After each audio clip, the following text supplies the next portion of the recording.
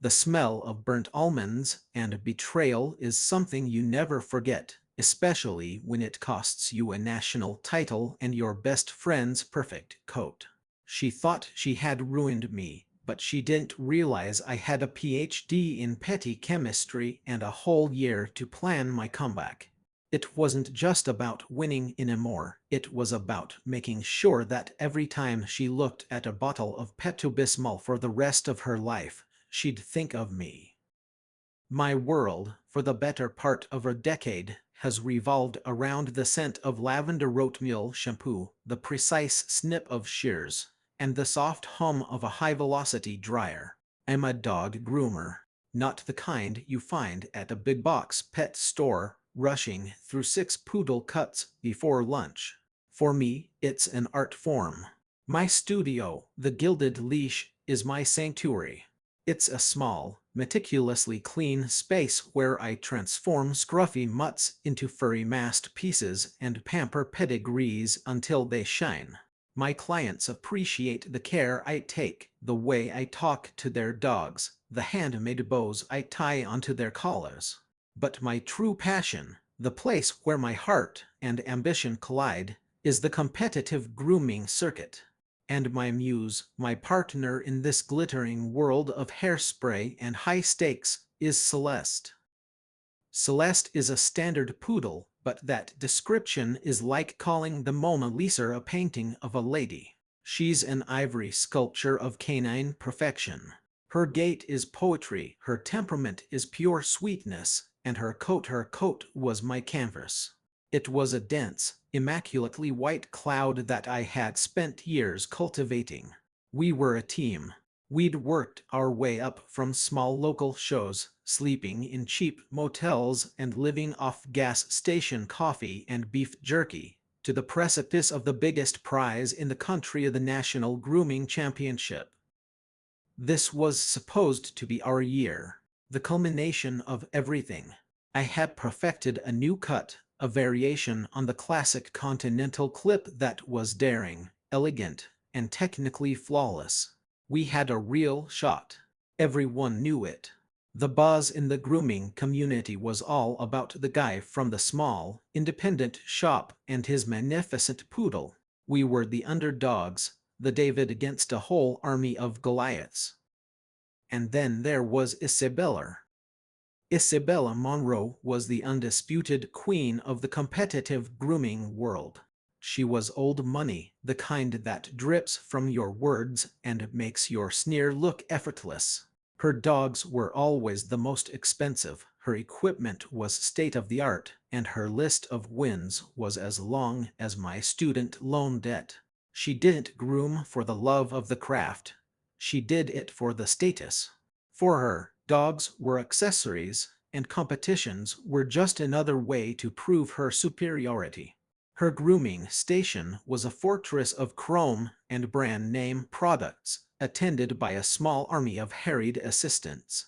Mine was a fold-out table with my trusted tools laid out on a clean towel. She hated me. She hated that I was getting attention for my skill, not my bank account. She'd make little comments in the staging area, loud enough for me to hear. Talent is one thing, but breeding, both in the dog and the owner, is quite another. Her compliments were always double-edged swords. Such a rustic charm to your work, Isaac. The day of the championship was a blur of controlled chaos. The air in the convention center was thick with a scent of hairspray and nervous energy. Celeste was in top form, calm and majestic amidst the frantic buzz. We were in the final prep area, a curtained-off space where we had a couple of hours for the finishing touches. I had just finished the most intricate scissoring on her top knot, every hair perfectly in place. She looked breathtaking. I needed to grab a specific set of blending shears from my travel case just outside the curtain. I told Celeste to stay, gave her a kiss on her perfectly powdered nose, and ducked out. I couldn't have been gone for more than 90 seconds. When I came back, the smell hit me. That acrid, chemical scent of burnt almonds. It was faint, but it was wrong. My eyes scanned Celeste, and at first I didn't see it. Then, the light caught a patch on her left flank, near the rosette I'd spent an hour shaping. It was a faint, almost invisible yellow tinge. My blood ran cold. I ran my fingers through her coat, and a small tuft of hair came away, brittle and singed at the root. It was a depilatory cream, a chemical hair remover, a fast-acting one. Someone had sprayed a fine mist of it onto her coat. It wasn't enough to create a bald spot, not immediately, but it had irrevocably damaged the texture. It destroyed the integrity of the hair, making it impossible to shape, impossible to hold the volume needed for the judge's inspection. From a distance, she looked fine, but up close, under the critical eyes of the judges, it would be a disaster. It was sabotage, plain and simple. It was brilliant in its cruelty. There was no obvious damage, no way to prove it wasn't just a flaw in my grooming. It was my word against the evidence of a ruined coat. My heart hammered against my ribs. I looked around wildly. The only other person who had been in our immediate vicinity was Isabella, who had brushed past me on her way to the VIP lounge, a smirk playing on her perfectly lipsticked mouth. Of course, it was her. No one else had the gall, the malice, to do something so underhanded. Panic set in. I had an hour until showtime. I tried everything. I washed the area gently with a clarifying shampoo. I used a deep conditioner. I tried to fluff the hair with cornstarch. Nothing worked. The damaged section was limp, lifeless. It was like trying to sculpt with cooked spaghetti. When our number was called, I walked into that arena with a hollow pit in my stomach. Celeste, bless her heart, pranced beside me, oblivious. But under the bright, unforgiving lights of the show ring, the damage was clear. I saw the judges murmuring, their fingers noting the poor texture, the slight discoloration.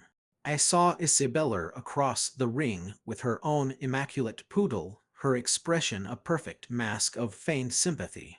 She caught my eye and gave a tiny, almost imperceptible shrug. We didn't even place. We were dismissed in the first round. The announcer's voice boomed over the speakers, but all I could hear was the rushing in my ears. I, the meticulous artist, had presented a dog with a florid coat. The whispers started immediately. He choked. Couldn't handle the pressure. Guess he wasn't as good as everyone thought.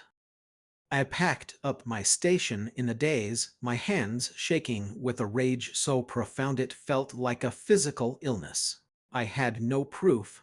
It was her word against mine, and she was Isabella Monroe. Accusing her would get me blacklisted. I'd be labeled a sore loser, a lunatic. She had won.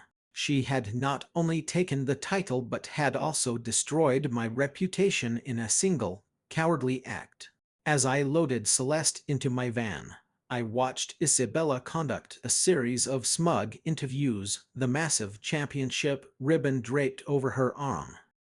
That night, back in my silent apartment, with Celeste sleeping at my feet, the despair began to recede, replaced by something colder, harder.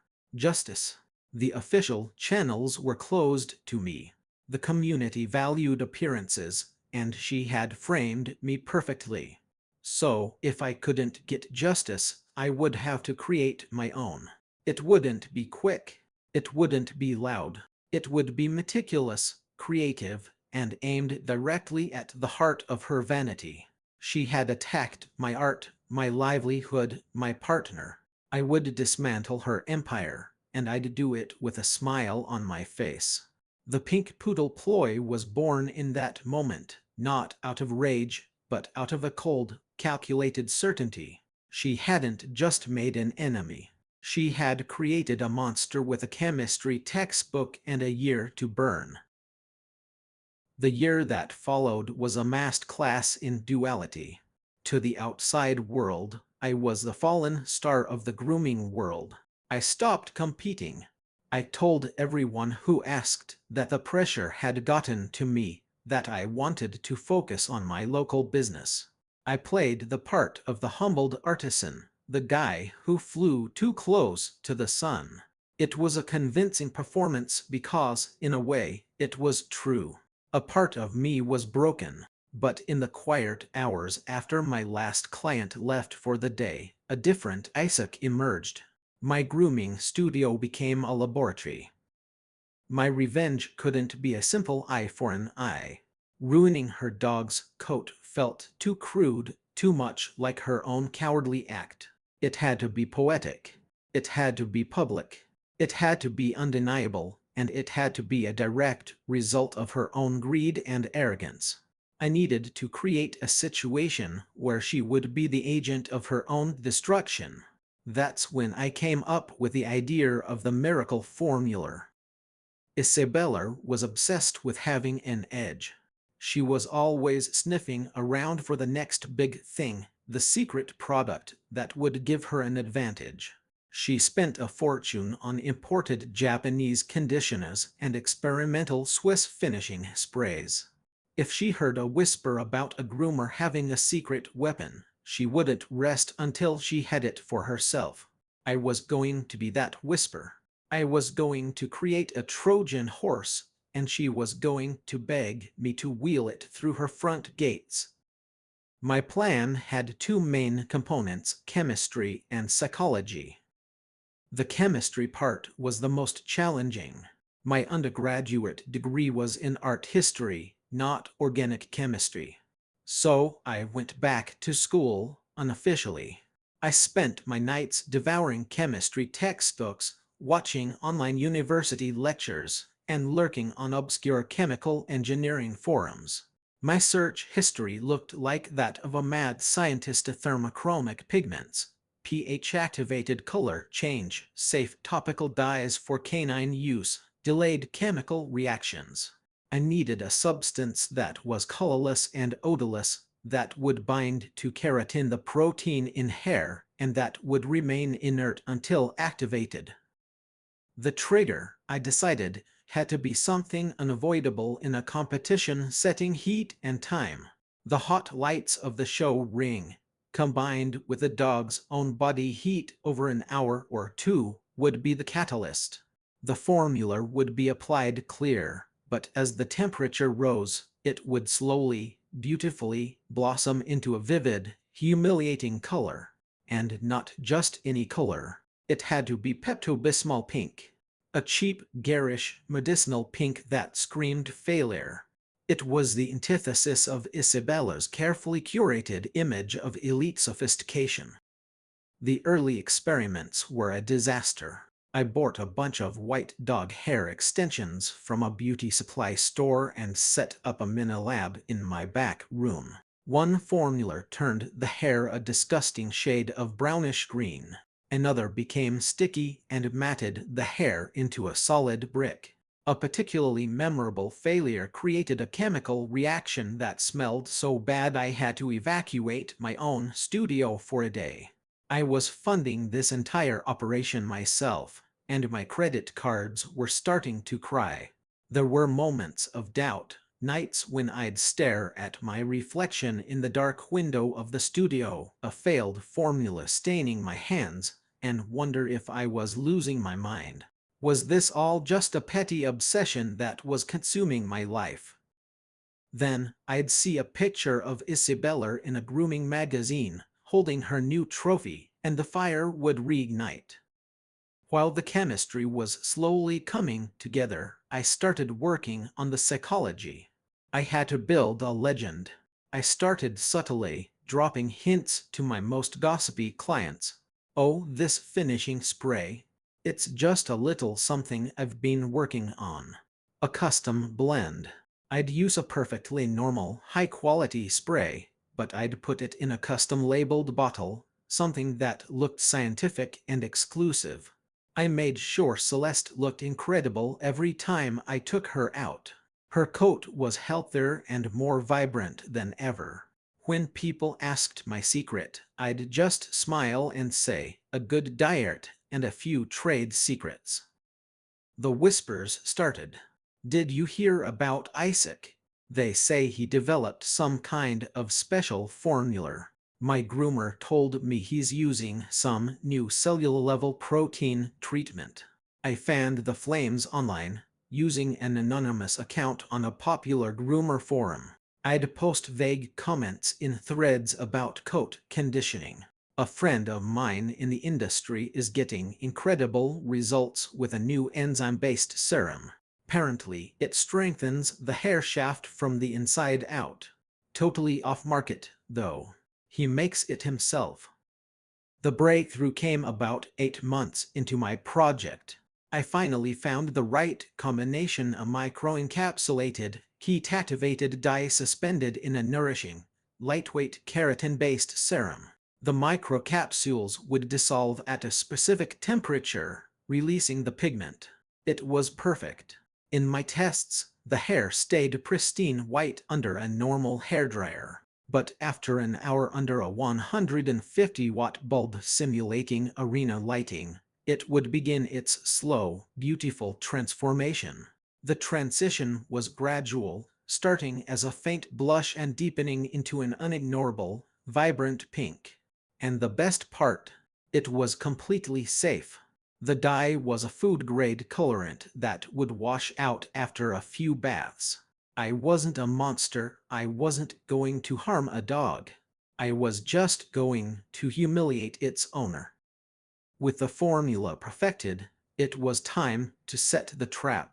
I knew Isabella had spies everywhere. She paid assistants from other top groomers to report back on what products their bosses were using. So I decided to give them something to see.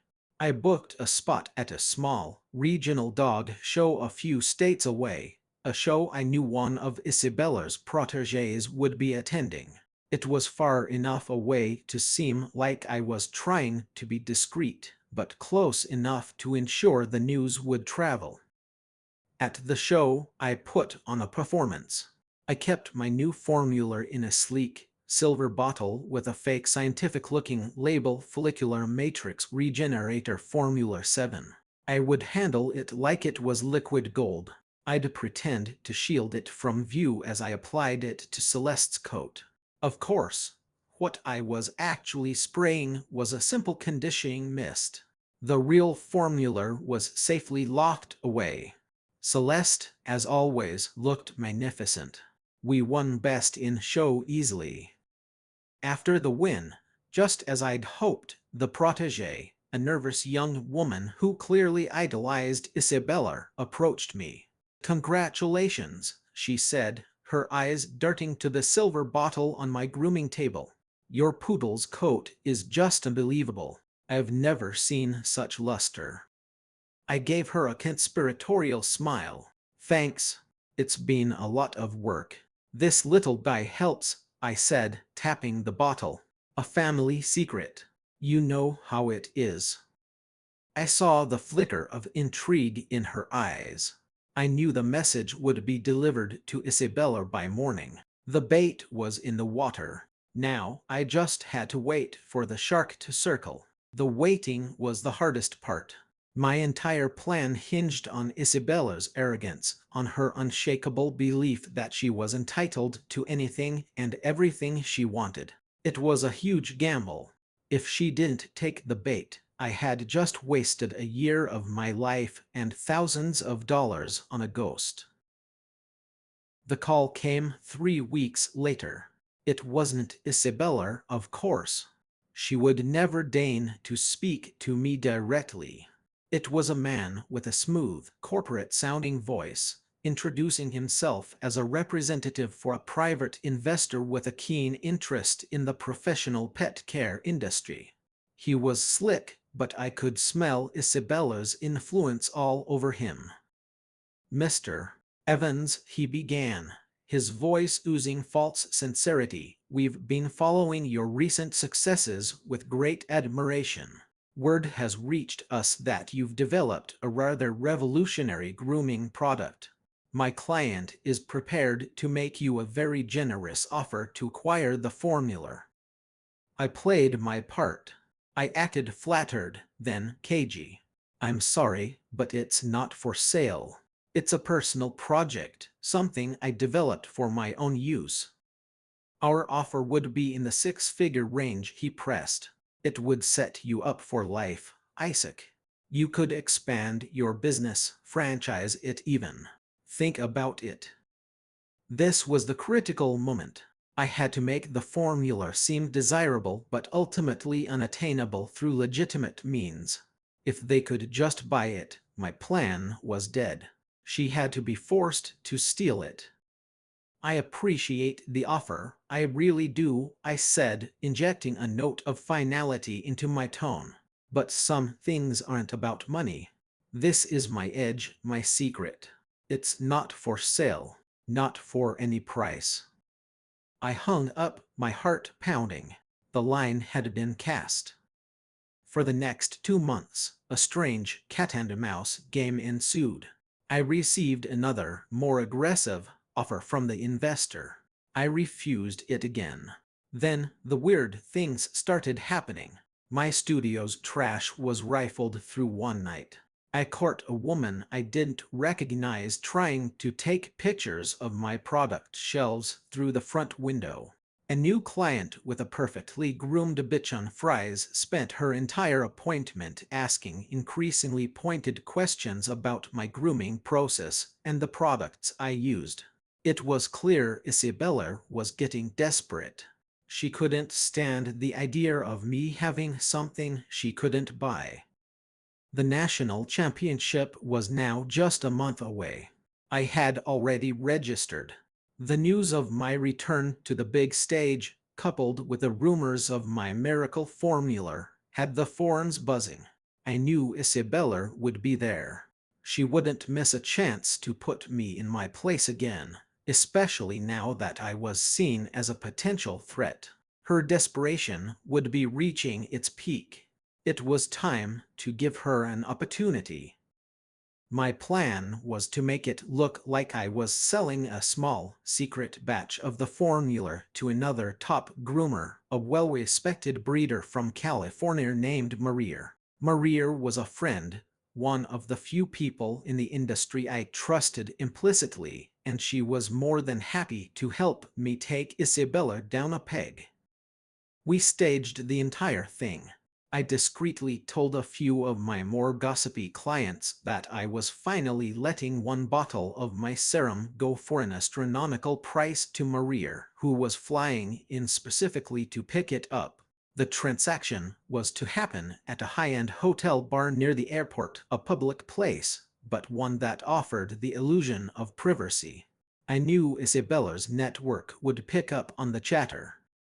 The night of the deal, the air in the hotel bar was electric with my own nervous energy. Maria and I sat in a secluded booth. I had a small, padded case on the table between us. Inside was the silver bottle, filled to the brim with my special, pink-tinted surprise. We ordered drinks and made small talk, constantly glancing around. It felt like a scene out of a spy movie. Sure enough, about 20 minutes in, Isabella's primary assistant, a perpetually stressed-looking woman named Chloe, walked into the bar. She didn't look at us, but she took a seat at the bar with a clear line of sight to our booth. The trap was set. Maria and I went through with our charade. She pulled out a thick envelope, supposedly filled with cash, and slid it across the table. I, in turn, opened the case, showed her the bottle, and then slid the case over to her. We shook hands, finished our drinks, and left separately. I had instructed Maria to leave the case in her hotel room in her checked luggage until her flight the next morning. It had to seem like a secure, but ultimately accessible, target. I went home and barely slept. My entire year of planning came down to this. Would Chloe, on Isabella's orders, be brazen enough to commit theft? The next morning, Maria called me. Her voice was a mixture of excitement and feigned panic. "Isaac, you are not going to believe this. My room was broken into last night." I held my breath. "What? Are you okay? Did they take anything?" "I'm fine," she said.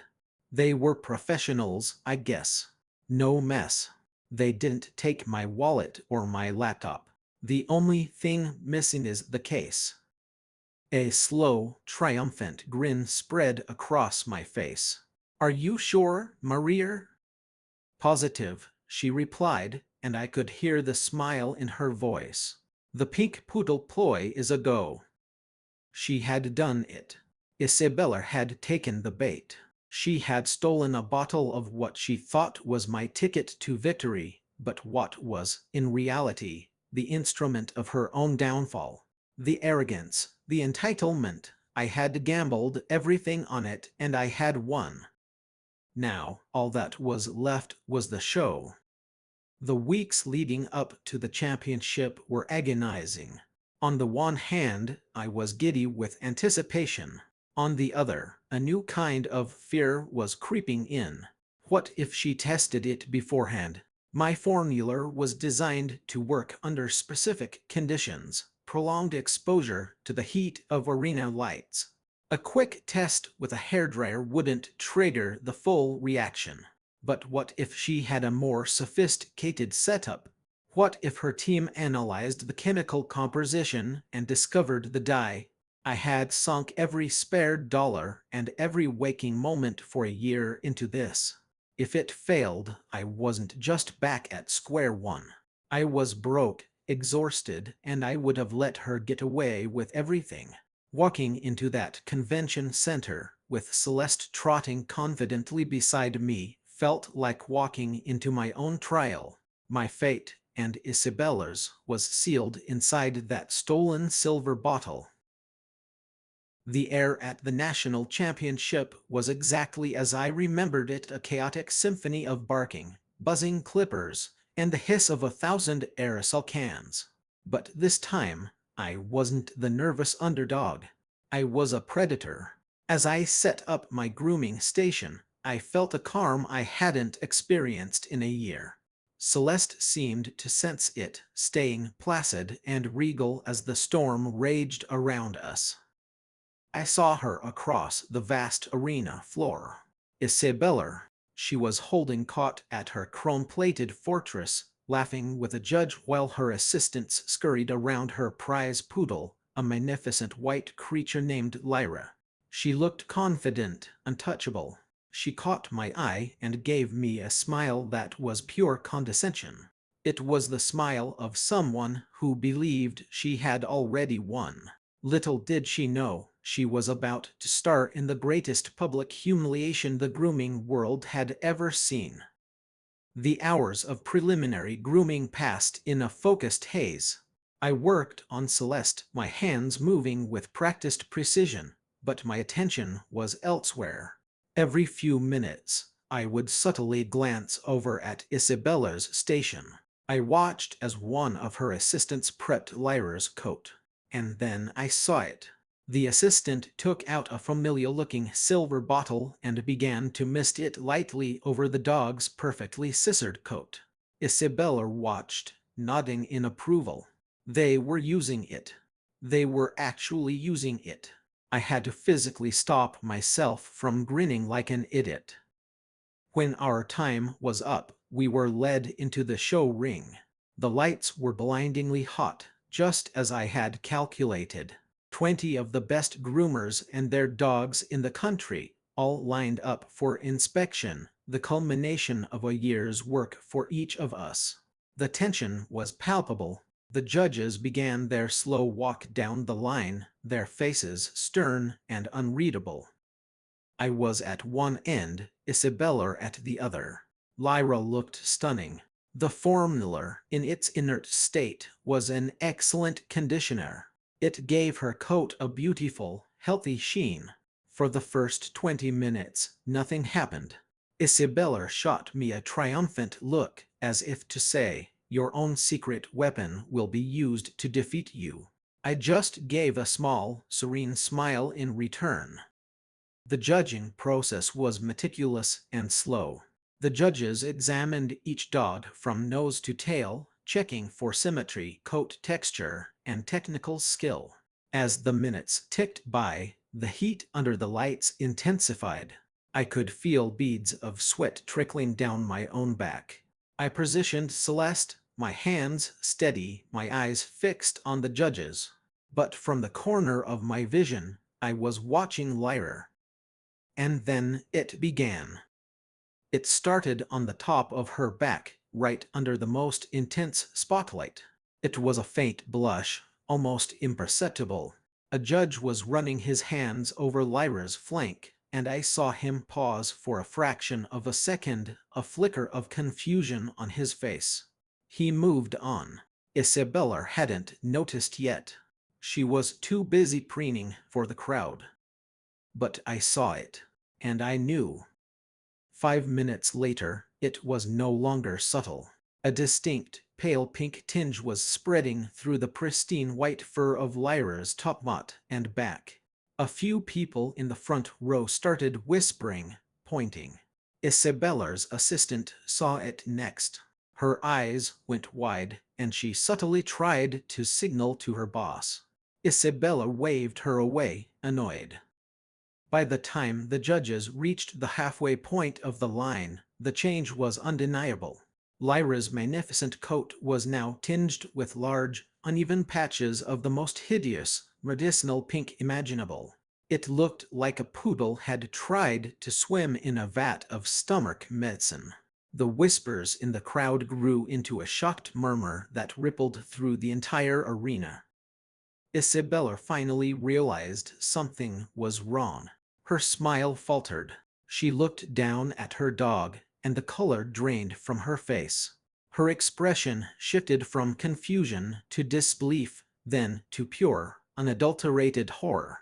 She frantically started trying to brush the pink out, as if it were a powder she could simply dust off. But it was no use. The color was locked into the hair follicles. With every passing second under the hot lights, the pink only deepened, becoming more vibrant, more garish.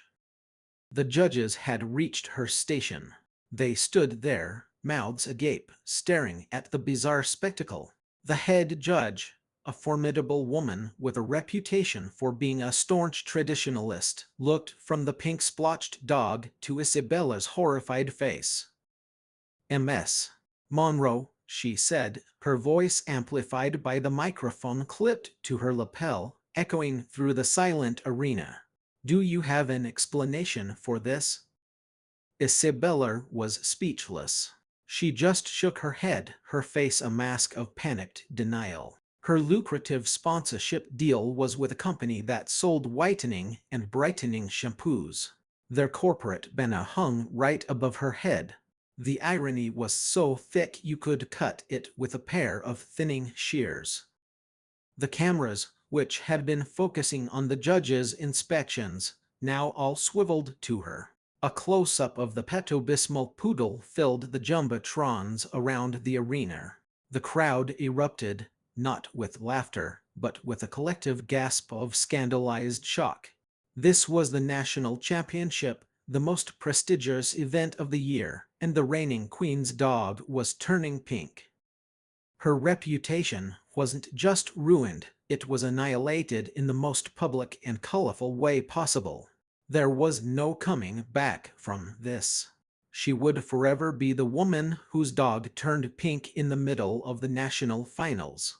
Every win she ever had would now be questioned. Did she cheat then, too? They were disqualified, of course. Isabella practically ran from the ring, dragging her bewildered, pink-spotted dog behind her, her face a storm of humiliation and rage. I didn't win that day.